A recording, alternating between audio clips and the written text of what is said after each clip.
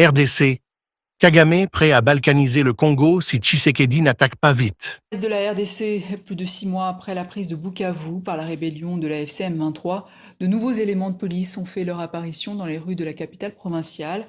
Mission principale, sécuriser les populations. Le gouverneur de province nommé par la rébellion a fait un point presse. Luc Hertel, Emmanuel Marty. Plus de 6 mois après la chute de Bukavu, entre les mains de la FCM 23, la ville retrouve peu à peu une force de police visible. Ce mardi, le gouverneur nommé par la rébellion a présenté à la presse les nouveaux responsables de la police locale, désormais sous contrôle de la FCM 23. On vient de vous doter d'une force de police formée, équipée et disciplinée. J'ai accompli ma part en tant que gouverneur. Je vous invite à accomplir la vôtre en tant que peuple soucieux de vivre en sécurité.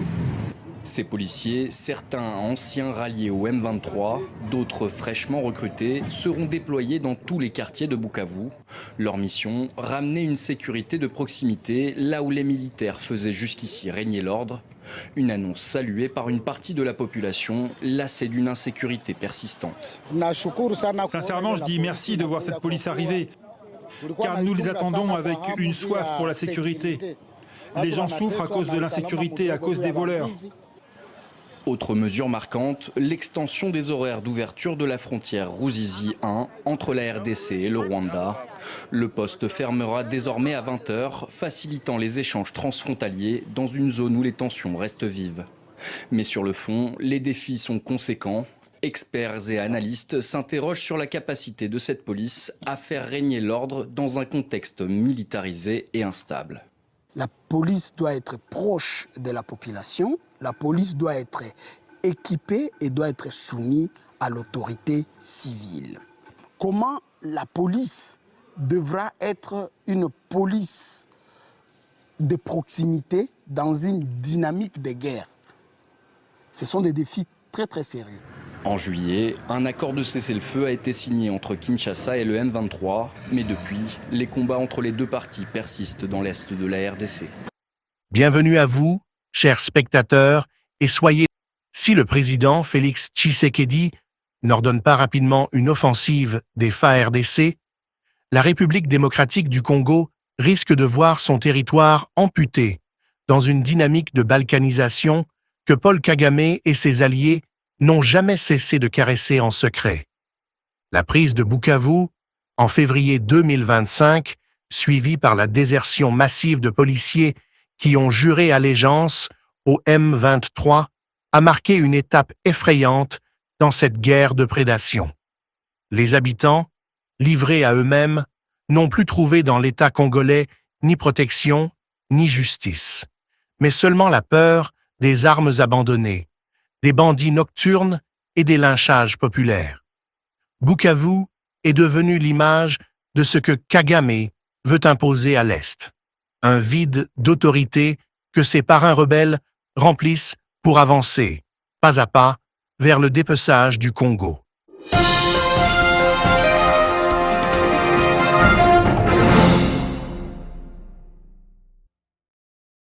Depuis des années, la population congolaise entend parler de la menace de balkanisation. Certains y voyaient une rumeur, d'autres une exagération destinée à mobiliser les foules. Mais les événements récents, et surtout le chaos de Bukavu, ont transformé cette crainte en évidence. Les images des policiers qui désertent leur poste pour rejoindre le M23, qui chantent et acclament leur nouveau maître sous la bannière de Kigali, résonnent comme une gifle nationale. Car ce n'est pas seulement l'armée qui a reculé, ce sont les institutions mêmes qui se sont effondrées dans la panique. La capture de Bukavu par le M23 n'a pas seulement été une victoire militaire, elle a été une démonstration psychologique. Elle a montré que là où l'État congolais est faible, Kagame avance son projet. Et ce projet, beaucoup le comprennent désormais. Il s'agit de morceler l'Est, d'y installer une administration parallèle, de chasser l'autorité de Kinshasa pour transformer ces provinces en zones grises, où les minerais circulent vers Kigali et où la population vit sous la loi du plus fort. Dans les rues de Bukavu, après le départ des policiers et des soldats, ce fut l'anarchie. Plus de 5000 prisonniers s'échappent, armés parfois des fusils abandonnés dans les commissariats. Les civils, paniqués, se retrouvent entre deux feux. D'un côté, des bandits surgis de prison, de l'autre, des rebelles qui prétendent instaurer l'ordre mais ne font qu'imposer une dictature par la peur. Alors commence ce que les ONG et les observateurs appellent la justice populaire. Des hommes lynchés sur la place publique, des suspects brûlés vifs, des règlements de compte qui deviennent quotidiens. C'est dans ce climat que surgit la question fondamentale. Que fait le gouvernement? Pourquoi Kinshasa semble-t-il temporiser, comme si l'Est pouvait attendre? Les Congolais le disent avec colère. Chaque jour où Tshisekedi ne déclenche pas une offensive, c'est un pas de plus vers la balkanisation. Car Kagame, en stratège patient, sait exploiter le temps. Chaque semaine de silence diplomatique, chaque mois d'atermoiement militaire, c'est une consolidation de son projet. Mais il faut rappeler que cette situation n'est pas née du néant. Depuis les années 1990, le Rwanda a développé une obsession, affaiblir le Congo pour mieux le contrôler. D'abord au nom de la chasse aux génocidaires, puis au nom de la sécurité régionale, et enfin, de manière à peine voilée, au nom des minerais. Kagame et son régime ont compris que l'Est de la RDC est un coffre-fort mondial. Coltan, or, cassitérite, cobalt, autant de richesses qui nourrissent les industries internationales. Contrôler Bukavu, Goma, Uvira ou Bunagana, ce n'est pas seulement contrôler des villes, c'est contrôler des routes commerciales, des filières clandestines, et donc le pouvoir de négocier face aux grandes puissances. Pour Kagame, la balkanisation du Congo est un projet géopolitique. Il ne le dit jamais publiquement, mais ses actes parlent: soutenir le M23, former ses cadres, fournir armes et logistique, tout en niant cyniquement toute implication. Et chaque fois, les mêmes mensonges reviennent: le Rwanda n'a rien à voir, le M23 est une affaire interne congolaise, alors que les rapports onusiens, les témoignages de civils et même des captures d'armes en témoignent. C'est bien l'armée rwandaise qui se cache derrière ce masque. À Bukavu, le rôle de la police illustre cette manipulation. Quand des centaines d'agents, censés protéger la population, jurent fidélité au M23, cela révèle deux choses. D'une part, la profondeur de la corruption héritée du système Kabila, où loyauté et patriotisme ont été remplacés par le clientélisme et l'argent facile. D'autre part, l'infiltration de longue date de Kigali dans nos institutions. Ces policiers qui changent de camp ne sont pas seulement des opportunistes. Ils sont parfois des relais d'un plan de longue haleine. Et le peuple, lui, qu'a-t-il gagné? Rien.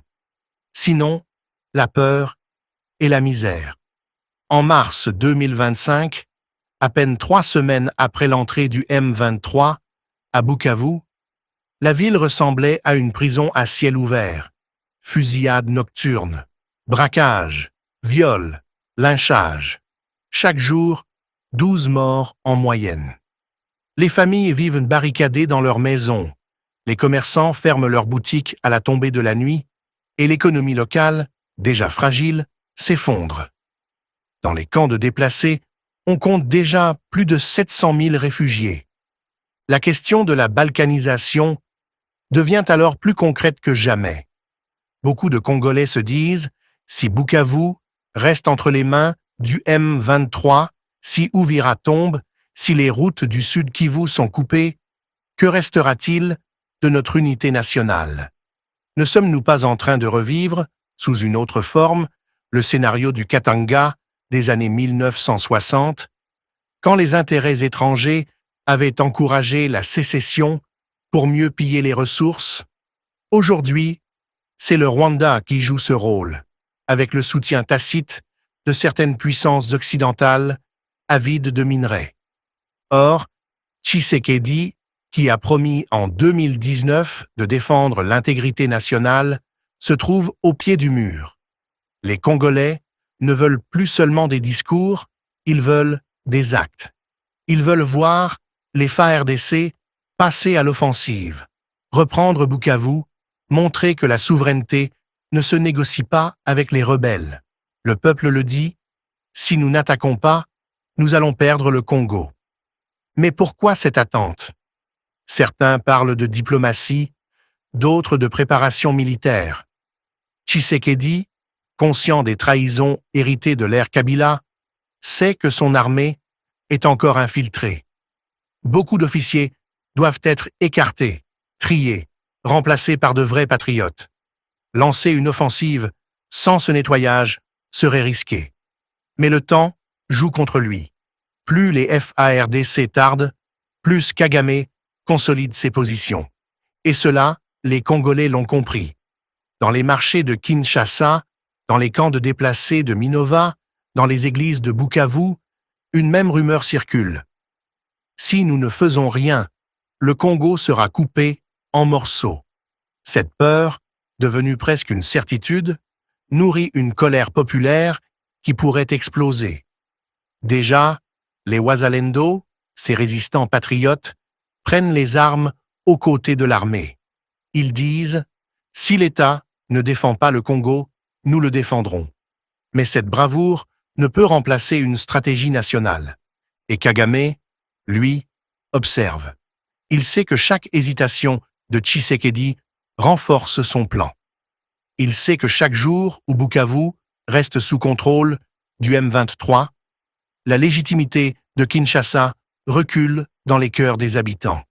Son rêve est clair, transformer l'Est en un no man's land sous influence rwandaise, jusqu'au jour où une solution internationale viendra entériner cette réalité, comme si c'était inévitable.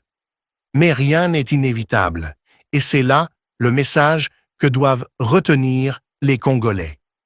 L'histoire du Congo a prouvé que chaque fois que le peuple se lève, les envahisseurs reculent. De Lumumba à Laurent-Désiré Kabila, en passant par les martyrs anonymes de l'Est, les Congolais ont toujours su défendre leurs terres. Aujourd'hui, c'est à Tshisekedi et au FARDC de transformer cette colère en victoire. L'urgence est claire. Bukavu ne peut pas rester sous occupation. Car Bukavu est plus qu'une ville, c'est un symbole. Si elle tombe définitivement, si elle s'enracine dans le giron du M23, alors l'idée de balkanisation cessera d'être un spectre pour devenir une réalité. Tshisekedi doit donc choisir, temporiser encore, au risque de perdre le Congo, ou lancer une offensive décisive au risque de la guerre totale, mais avec la chance de sauver l'intégrité nationale. Et les Congolais, eux, n'attendent plus que cela, un signal fort, une victoire qui leur prouve que leur pays n'est pas à vendre. Il était accusé d'avoir tenté de détourner près de 20 millions de dollars américains dans le cadre d'un marché pour la construction d'une nouvelle prison à Kisangani dans le nord-est de la RDC. L'ex-ministre de la Justice, Constant Mutamba, a été condamné à 3 ans de travaux forcés. Reportage de Dadi Songo-Ozo, récit Golnouch Barzegar et Emmanuel Marty. La Cour de cassation placée sous haute sécurité pour un jugement très attendu, celui d'une figure politique bien connue des Congolais, Constant Mutamba. L'ex-ministre de la Justice et garde des Sceaux, âgé de 37 ans, a pris place dans la salle un masque chirurgical sur le visage. Il est accusé de détournement de fonds publics à hauteur de 19,9 millions de dollars. Des fonds destinés à la construction d'une prison à Kisangani, dans la province de la Chopo. Et c'est le président